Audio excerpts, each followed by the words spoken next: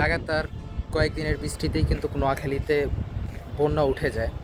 কিন্তু নোয়াখালীবাসী আমরা এখনও বুঝি না যে নোয়াখালীবাসীদের বন্যা ওঠার কারণ কি। আমি এই মুহূর্তে দাঁড়িয়ে আছি আমাদের বাসার ছাদে, নোয়াখালী চৌমুহনী বেগমগঞ্জে।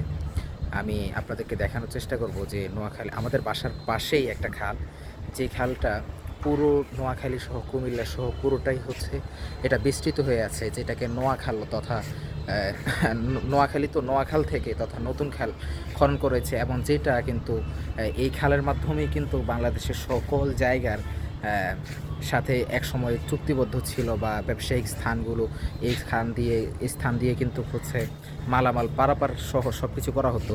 আমি সেই খালের অবস্থা যদি আমার বাসার পাশের অবস্থা যদি এই যে খালটা,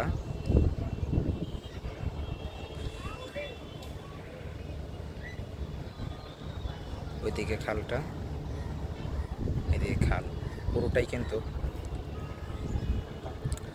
হ্যাঁ এই যে এই খালটা পুরোটাই কিন্তু ময়লা দিয়ে, এবং কোনোভাবেই কিন্তু এখানে পানি চলাচলের কোনো রাস্তা নেই।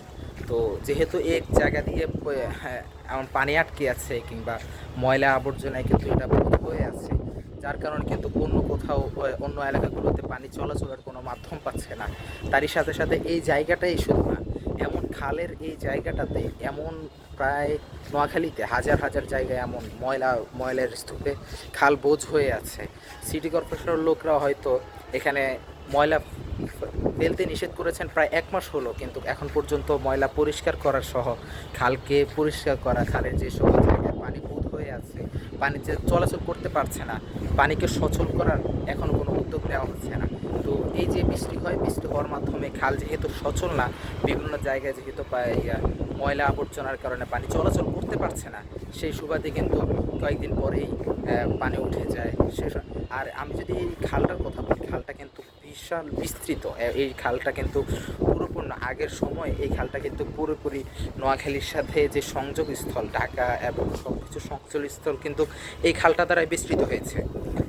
মালামাল পারাপার সহ ব্যবসায়িক বাণিজ্যিক স্থান, ব্যবসায়িক মালামাল পারাপার এবং লঞ্চ স্টিমার চলাসহ সব কিছু কিন্তু এই খালটা দ্বারা বিস্তৃত হলো। কিন্তু কিছুদিন পর আমাদের রাস্তা সহ বিভিন্ন বেষ্টিত কারণে হয়তো এটাকে সংকুচিত করা হয়েছে। কিন্তু এই খালের দীর্ঘ অনেক, এবং এই খাল কিন্তু নদী এবং নালা সহ অনেক কিছুর সাথে সম্পৃক্ত। সুতরাং যদি এই খালটাকে যদি আমরা পরিষ্কার করতে পারি, এবং যে সকল জায়গায় ময়লায় বোধ হয়ে আছে সেই সকল জায়গা যদি আমরা পরিষ্কার করে সচল করে দিতে পারি, তাহলে নোয়াখালীর যে পানির স্থল যে দেখা যায় কয়েকদিনের বৃষ্টিতেই যে একটা আমাদের সংকটময় পরিস্থিতি তৈরি হয়, সে সংকটময় পরিস্থিতি কিন্তু তৈরি হবে না এটা আশা করা যায়। কারণ খাল যেহেতু নদী নালা সহ সাগরের সাথে সম্পৃক্ততা আছে, সে পানিগুলো ওই জায়গাগুলো যেতে পারবে, যার ফলে আমরা যে বন্যা কবলিত স্থান যতটুকু আমরা ভয়াবহ সময় পার করি, সে সময় পার করতে হবে না ইনশাআল্লাহ। সুতরাং সিটি কর্পোরেশন সহ এবং দায়িত্বশীল সকল ব্যক্তির কাছে আবেদন থাকবে যাতে করে এই জায়গাটাকে খুবই পরিষ্কার করে এবং খালটাকে সচল করে দেওয়া হয়, যার ফলে বন্যা